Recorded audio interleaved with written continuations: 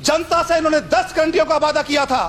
10 गारंटियों के लोक लोहाब ने वादे जनता को देकर ये सत्ता में आए थे, लेकिन सत्ता में ओथ लेते ही इनको पता लग गया कि ये इम्पॉसिबल है। इसलिए प्रदेश की जनता को गुमराह करने के लिए पहले दिन पहला ऑर्डर 12 तारीख को कि प्रदेश के सारे इंस्टीट्यूशनों को डीनोटिफाई कर दो, ताकि प्रदेश की सारी जनता उलझी रहे और सारे लीडर भी आप में उलझे रहे। आप व्यवस्था परिवर्तन की दुहाई देते हैं। ये कौन सी व्यवस्था परिवर्तन? आने वाले समय में, अभी तो आपने 1 साल का रिव्यू किए, 2 साल कोरोना में चले गए, लेकिन आने वाले समय में जब दूसरी सरकार आएगी, क्या वो 5 साल के निर्णय रिव्यू करेगी? आप प्रदेश में अनसर्टेनिटी का माहौल पैदा कर रहे हैं। आप प्रदेश की जनता को गुमराह कर रहे हैं कि आज जो इंस्टीट्यूशन खुलेगा, आने वाले समय में दूसरी सरकार आएगी, यह इंस्टीट्यूशन रहेगा या नहीं रहेगा, इसकी कोई गारंटी नहीं है। जो सरकार चुन के आती है वो 5 वर्ष के लिए, और 5 वर्ष का अंतिम दिन भी उस सरकार जो निर्णय लेती है, सैद्धांतिक रूप से आने वाली सरकार को उन निर्णयों को आगे बढ़ाने का काम ही करना चाहिए। लेकिन वर्तमान सरकार ने कहा कि आपका कार्यकाल 4 साल का है, आपका कार्यकाल 4.25 साल का है। ये कौन सी व्यवस्था है? क्या यह सरकार कॉन्स्टिट्यूशन को बदल सकती है? सामान्य प्रधानमंत्री मेरी विधानसभा क्षेत्र में 2 बार आए। मैं इनसे पूछना चाहता हूं कि कांग्रेस के प्रधानमंत्री या कांग्रेस की सरकारों के टाइम में कितनी बार प्रधानमंत्री बिलासपुर आए? लेकिन मेरी विधानसभा क्षेत्र में 2 बार प्रधानमंत्री बिलासपुर में आए। एक विषय बार बार मेरे ध्यान में आ रहा था कि सभी सम्माननीय सदस्य पिछले 6 महीने का जिक्र कर रहे थे, पिछले 8 महीने का जिक्र कर रहे थे। क्या संविधान में जो सरकार चुन के आती है, क्या वो 4 वर्षों के लिए चुन के आती है? क्या उस सरकार के निर्णय केवल 4 वर्षों तक ही मान्य होंगे? हिमाचल प्रदेश में वर्तमान सरकार ने एक नई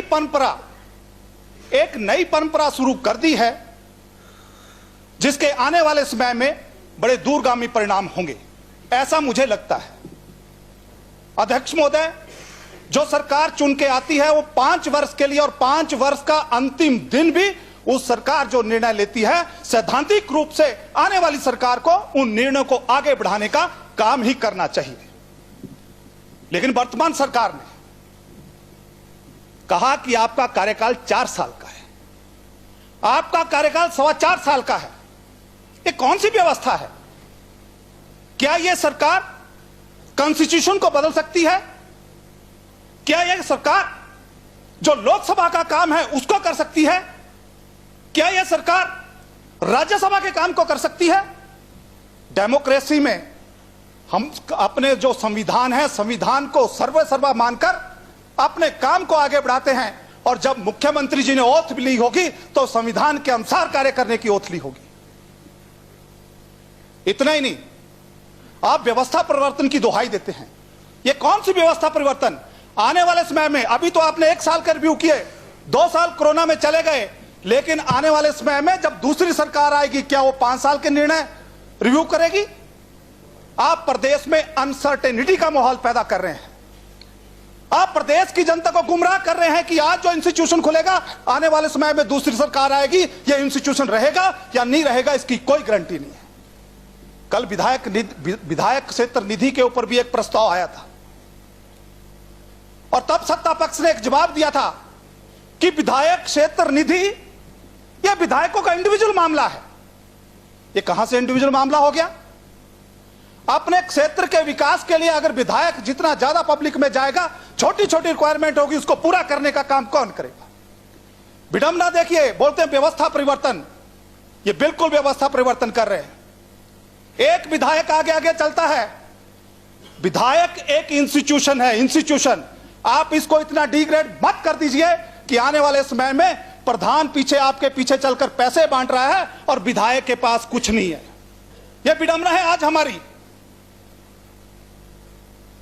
एक विधायक अगर अपने क्षेत्र में जाता है, उसके पास देने के लिए 1 रुपया नहीं है। आपने वो बंद कर दिया, और यह परंपरा आज से नहीं कितने सालों से चली आ रही थी, जब विधायक क्षेत्र निधि में पैसा मिलता था। Subject please, subject. लगातार पैसा मिलता रहा। Denotification of institutions. अध्यक्ष महोदय, मैं उसी पे आ रहा हूं। तो जो विधायक क्षेत्र निधि का पैसा रुक गया, मेरे विधानसभा क्षेत्र में जिसकी यह बात कर रहे हैं, मेरे विधानसभा क्षेत्र में 4 इंस्टीट्यूशन डिनोटिफाई हुए।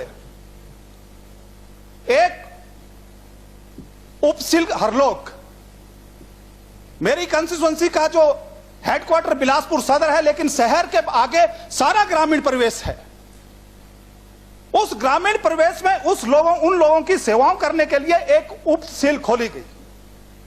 उपसिल में एक नायब सिलदार बैठे, पूरा काम सुचारू रूप से हुआ, पोस्टें क्रिएट हुई, लोगों ने ज्वाइन किया, लोगों के SC ST के सर्टिफिकेट बनते रहे, जो भी काम पंचायत इसका सब सिल के थे वो सारे काम हुए। वो नायब सिल वहां से रिटायर हो गए, उनको पेंशन का उनका लास्ट हेड ऑफिस वही फिक्स हुआ। दूसरे नायब सिलदार आए, वो अपना काम करते रहे। लेकिन अध्यक्ष महोदय, विडंबना देखिए कि 8 तारीख को हमारा रिजल्ट निकलता है, 11 तारीख को सरकार बनती है, 12 तारीख को बिना किसी सोचे समझे एक झटके में पूरे इंस्टीट्यूशन जो बंद हुए, उसमें मेरे बिलासपुर सदर की वो उपसिल भी बंद हो गई। हेडक्वार्टर से 40 किलोमीटर दूर, 35 से 40 किलोमीटर दूर,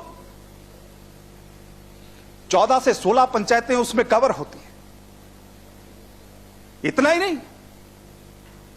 पानी की दिक्कत, जल जीवन मिशन के तहत जो मेरे माननीय सदस्य कह रहे थे कि इतने नलके लग गए, उन नलकों के रेगुलेशन के लिए अगर कोई सब डिवीजन वहां मेरे कुठेड़ा में खुलता है, ताकि उस इलाके के लोगों को पानी की समस्या से ना जूझना पड़े। लेकिन दुर्भाग्य देखिए कि वो सब डिवीजन भी बंद, उसमें SDO बैठ गए थे, JEs बैठ गए थे, फंक्शनल था, पूरे तरीके से चल रहा था। मेरे विधानसभा क्षेत्र में भी जो हमारा बरमाणा में PSC खुली, वो PSC खुली बरमाणा, हम सब जानते हैं कि ACC सीमेंट फैक्ट्री सबसे बड़ी फैक्ट्री वहां है, वहां कोई PSC नहीं थी। और एक टाइम में एशिया की सबसे बड़ी ट्रक ऑपरेटर यूनियन वहां होती थी। एकमात्र PSC वो खुली, वो काम कर रही थी। नेशनल हाईवे सबसे ज्यादा अगर बिजी नेशनल हाईवे है तो वही पॉइंट है, और उस PSC को भी बंद कर दिया। साथ ही साथ जबलाना मेरे विधानसभा क्षेत्र का बिल्कुल लास्ट क्षेत्र पड़ता है, वहां जो हेल्थ का सब सेंटर खुला था, फंक्शनल था, पूरे तरीके से चल रहा था, उसको भी बंद कर दिया। अध्यक्ष महोदय, इतना ही नहीं, मेरी विधानसभा की लास्ट पंचायत के साथ हमारा एम्स खुला है। एम्स में एक एम्स की रिक्वायरमेंट थी, और उस रिक्वायरमेंट के हिसाब से एम्स के अंदर एक चौकी खुली थी, और पुलिस चौकी जो खुली थी उसको भी बंद कर दिया। जब सम्माननीय रणधीर शर्मा जी और मैंने प्लानिंग की मीटिंग में कहा कि सर ये तो मैंडेटरी है कि एम्स के अंदर चौकी चाहिए, तब मैं इसके लिए माननीय मुख्यमंत्री जी का धन्यवाद भी करता हूं कि बाद में उन्होंने शायद वो पुलिस की चौकी खोल दी। लेकिन एम्स को पानी देने के लिए एक IPH का डिवीजन खुला। एम्स प्रदेश सरकार का कितना कंट्रीब्यूशन हम सब लोग जानते हैं, लेकिन उसको पानी देने के लिए, अगर एम्स को सुचारू रूप से चलाने के लिए एक IPH का डिवीजन खुलता है, तो प्रदेश सरकार उसको भी बंद कर दे रही है, उसको भी बंद कर दिया। इतना ही नहीं, एम्स के लिए जो 100 सब स्टेशन वहां बन रहा था, एम्स केंद्र सरकार की देन है, इतना बड़ा सब स्टेशन वहां बन रहा था, आज उसका 6 महीने से 1 इंच भी काम आगे नहीं बढ़ा। अध्यक्ष महोदय, अगर एम्स भी पिछले 1 साल के अंदर ही, अप्रैल 2022 के बाद ही खुला है, अगर प्रदेश सरकार की चलती तो शायद उस एम्स को भी बंद कर देते। मैं इसलिए यह कह रहा हूं कि माननीय सदस्य कह रहे थे कि जब प्रधानमंत्री जी हिमाचल प्रदेश में आते हैं तो क्या देके जाते हैं। सम्माननीय सदस्य बार बार कह रहे थे, सम्माननीय प्रधानमंत्री मेरी विधानसभा क्षेत्र में 2 बार आए। मैं इनसे पूछना चाहता हूं कि कांग्रेस के प्रधानमंत्री या कांग्रेस की सरकारों के टाइम में कितनी बार प्रधानमंत्री बिलासपुर आए, लेकिन मेरी विधानसभा क्षेत्र में 2 बार प्रधानमंत्री बिलासपुर में आए। पहले एम्स की फाउंडेशन के लिए और दूसरी बार एम्स को लोकार्पण करने के लिए बिलासपुर की धरती पर पहुंचे थे। इतना बड़ा एम्स इतना बड़ा एम्स बिलासपुर को मिला, हिमाचल Come to the प्रदेश को मिला। subject. अध्यक्ष महोदय, Denotification, please. अध्यक्ष महोदय, सम्मानीय सदस्य ने जब कहा कि प्रधानमंत्री जब हिमाचल आते हैं तो क्या देके जाते हैं, यही कारण है। Please. सम्मानीय अध्यक्ष महोदय, No interruption, please. अगर सम्मानीय सदस्य को इतनी ही चिंता है तो ये कह दें कि हिमाचल प्रदेश में एम्स की कोई जरूरत नहीं है। एम्स विडंबना देखिए कि उत्तर प्रदेश की आबादी 24 करोड़ और उसके लिए एक एम्स, और हिमाचल प्रदेश की आबादी 70 लाख और उसमें एक एम्स, और उस एम्स को माननीय अध्यक्ष महोदय, उस एम्स को जमीन पे उतारने के लिए प्रदेश सरकार ने 3 साल के अंदर एम्स को जमीन पे भी उतारा, उसको फंक्शनल भी किया। Please conclude. अध्यक्ष महोदय, अभी तो मुझे लगता है 10 ही मिनट हुए, सबको 17 मिनट, और मैं भी वकील हूं पेशे से। आप ये रीना कश्यप ने 2 मिनट लिए, 2 मिनट में ही पॉइंट स्कोर कर लिया। अध्यक्ष महोदय, इतना ही नहीं, आप कह रहे थे कि और क्या दिया। और जनक 4 लेन बिलासपुर में बनके तैयार हो गया मेरी विधानसभा क्षेत्र के अंदर। मैं भानुपल्ली रेलवे लाइन की बात बार बार सुनता था, लेकिन प्रधानमंत्री जी के बिलासपुर आने से वो जो रेलवे लाइन है वो भी हमारी बन के मतलब काफी हद तक 20 किलोमीटर इसी बार बन जाएगी। हाइड्रोजन कॉलेज बनकर लोकार्पण हो गया। बजट स्पीच में भी बोलना है आपने अभी। अध्यक्ष महोदय, उसमें भी बोलेंगे, लेकिन आज तो पहली बार बोल रहा हूं।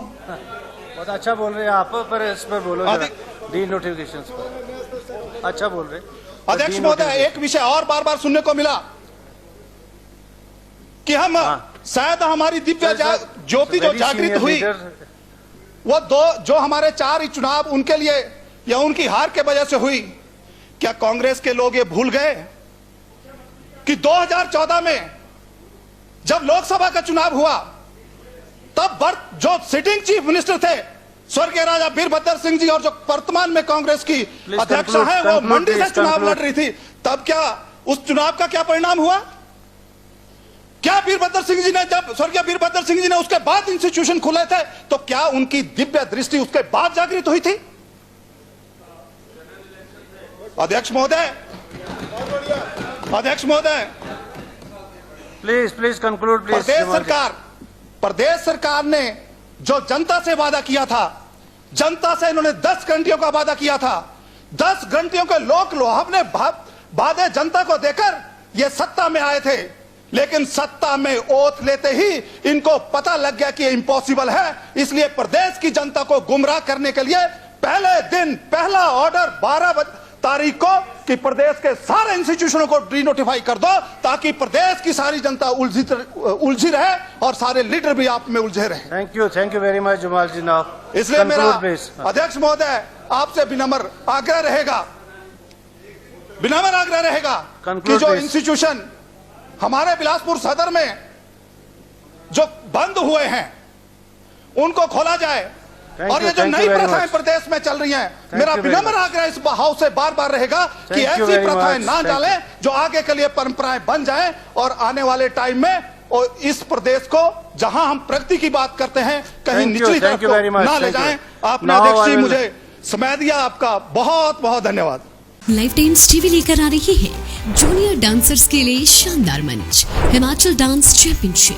16 साल तक के डांसर्स के लिए चमकने का सुनहरा मौका, सोलो ग्रुप और ड्यूट कैटेगरी में स्टेट लेवल का कंपटीशन, वीआईपीज और सेलिब्रिटीज की उपस्थिति में रंगारंग फिनाले। ऑडिशंस की डेट्स जल्द अनाउंस होंगी।